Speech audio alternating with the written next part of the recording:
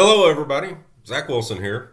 This week we're focusing on VRI culture fundamental number 7. Check your ego at the door. Does anyone watching this video have an ego? Sure you do. We all do. Basically, it's our sense of self-worth. Well, if we all have one, then is it really an issue? In our work environment, it certainly can be. The question is just how inflated is it, and do we allow it to impact our decisions and how we interact with others? Can we control it? Vanguard expects everyone to make decisions based on these fundamentals and our company goals, not your personal agenda or you need to get credit, but do what's best for your team, your client, and your company. Easier said than done, right? I mean, on one hand, we're telling everyone to recognize, reward, and praise our coworkers and staff, but we're expected not to seek that very credit and recognition ourselves? Kind of. We want you to do great things while serving our customers, and you will certainly be praised along the way. We just don't want the recognition to be the driving force behind doing those great things. And when the time comes, share the credit with your team, your company, or your client. Be humble. I can guarantee you nobody in this company that does great things accomplishes them alone. There is a much larger supporting cast that deserves that recognition as well, and it is essential to our continued success at your account. In my office, I have a tribute to the Apollo 11 mission. For me, it represents what can be accomplished through great teamwork and leadership. But it works pretty well for this fundamental. It's titled Man Walks on the Moon. The focal point is a picture of Neil Armstrong. This man trained his entire life, strapped himself into the largest, most powerful and violent thing imaginable, and rode it into outer space, eventually making his way to orbit the moon.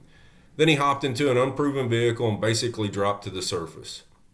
With the entire world watching and listening, he made his way down a ladder, and at that very moment his foot was touching the surface of the moon, you know his ego had to have been screaming, "Yay, I did it!"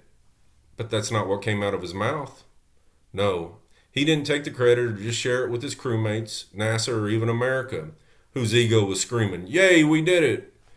No, he gave the credit to all mankind. And he was right. He understood the significance of what had been accomplished and what it took to actually achieve it. Now, I know that example isn't exactly relatable to what we do daily, but think about it.